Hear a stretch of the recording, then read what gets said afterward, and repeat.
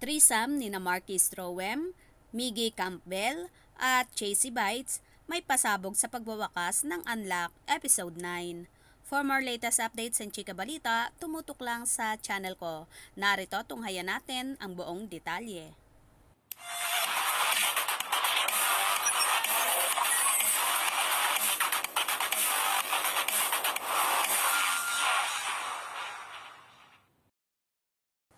Unlock ends with a bang. Nakakakiliti sa bangs ang Episode 1, Andrew and Bricks ng Unlock Anthology na nilikha ni Direk Adolf Alex Jr.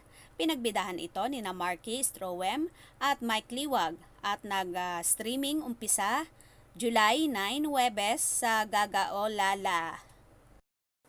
Tampok pa rin si Markki sa pampinale ng Unlock ang Episode 9, Pancho, Queen, and Ryan, kung saan co-stars sina Chasey Bites at Miggy Campbell.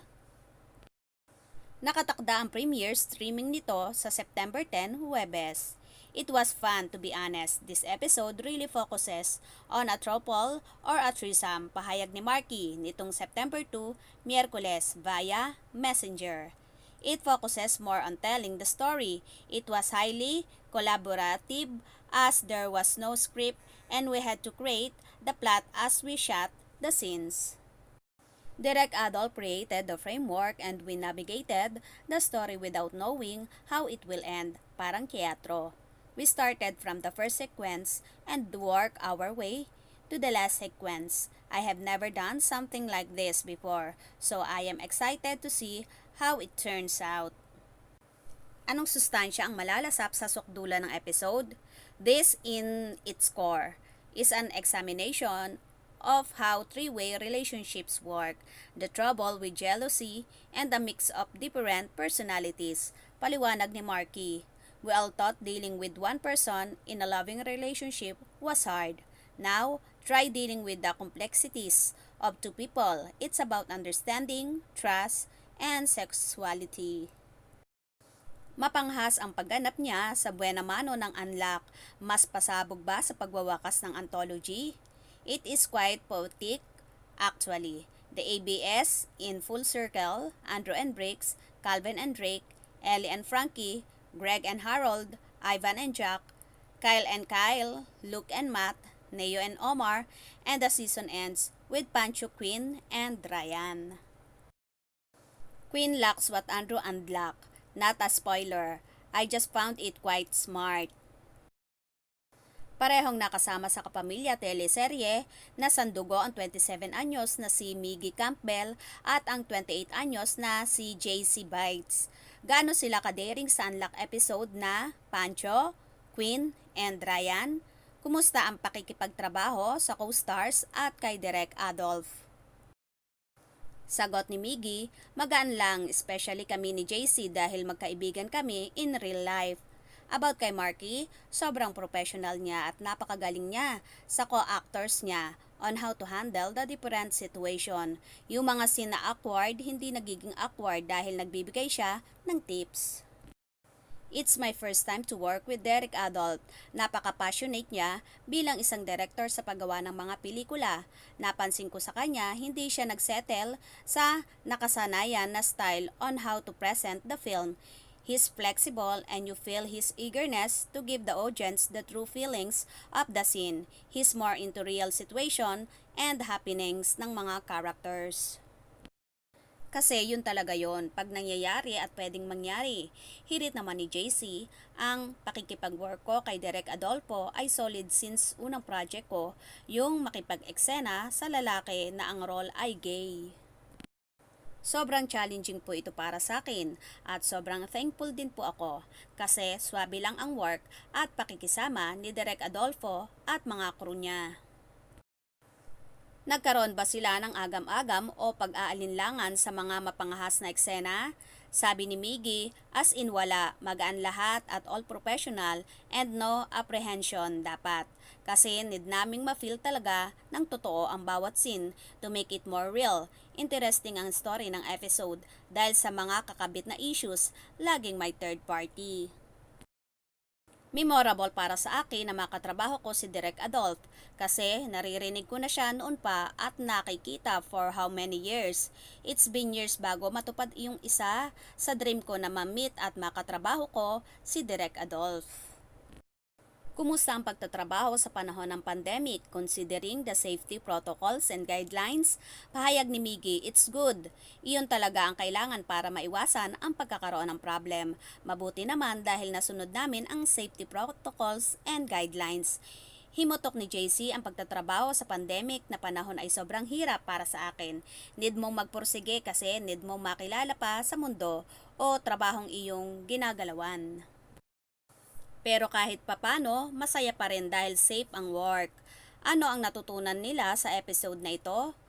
Pananalig ni Miggy, you need to fight for your love. You must be willing to accept all the scenarios in life na pwede mong pagdaanan. You just need to be open-minded. Sad ni JC, natutunan ko pong lalong palawakin ang karakter ko bilang aktor kahit may limitations pa ako sa role na iyon. Thankful ako at masayang masaya po. Kumusta naman si Markki nowadays? I am doing amazing actually. Regular morning show with the morning rush on RX 93.1. My fitness show called Fitness Tips for Lazy Peps. We will be moving to Como together with Cornerstone, lahad ng Pil Norwegian singer-actor. I also have a food show brewing that involves homegrown food businesses. Aside from that, I have a couple of businesses that I am working on. Not to mention, Unlock on Gaga Olala that is doing very well around the world. Nagpapasalamat din ako sa Chika Besh for inviting me to guest on their show to talk more about my workaholic schedule. Mas nakapag-workout ba siya this past few weeks? I always make time for workouts after what happened to me during quarantine. Pag-amin ni Markki, I gained 7 kilos sa first 2 months of quarantine. Now with the help of coaches Raymond Santos and Culver Padilla, I am back to my old weight. Health is very important and I have been boosting my immune system through ozone therapy and the immune power charged from He Helps Wellness Center. Ginagamit daw yon sa soldiers and I am feeling healthier than ever. Super important to boost your immune system. Mahirap ang panahon ngayon. May effect ba sa kanyang mental health ang quarantine, lockdown, emotionally, financially? Wala naman masyado. I have been lucky dahil sa non-stop work sa RX 93.1.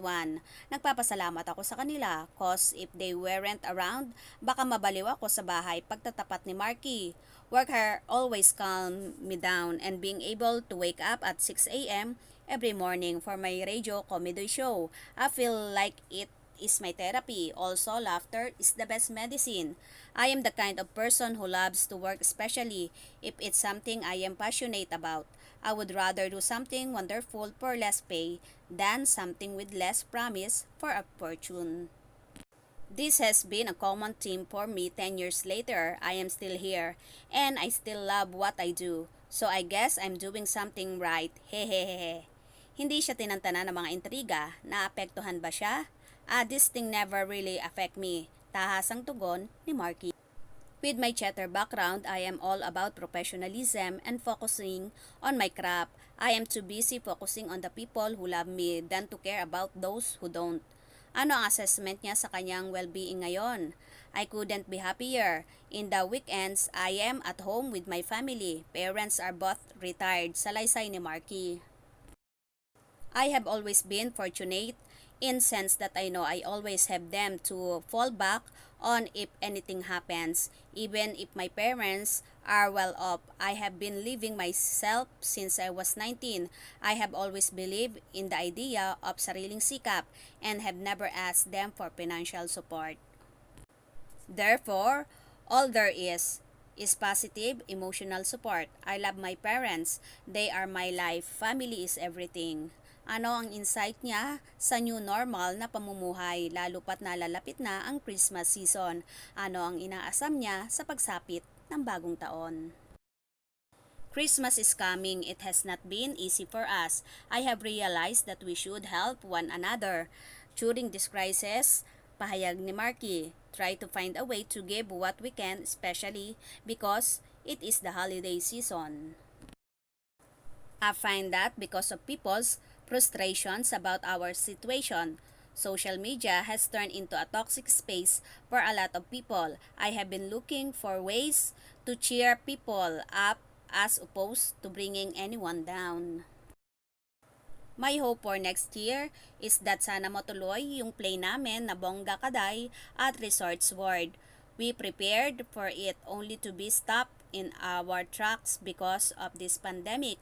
Hopefully, next year, I will also be able to celebrate at CCP for my scheduled 10th year anniversary concert.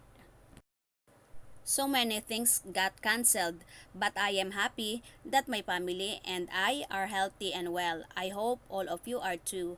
Have a Merry Christmas season, sending all my love. Ayan mga amigos, amigas, may aabangan tayong pasabog ng threesome nina Markki, Miggy at JC. Kaya abangan! Mga kabarangay, anong masasabi nyo regarding dito? Just comment down below para sa inyong saloobin at mga reaction. For more latest updates and chika balita, tumutok lang sa channel ko. This is LBT Showbiz News, nag-uulat. Bye-bye!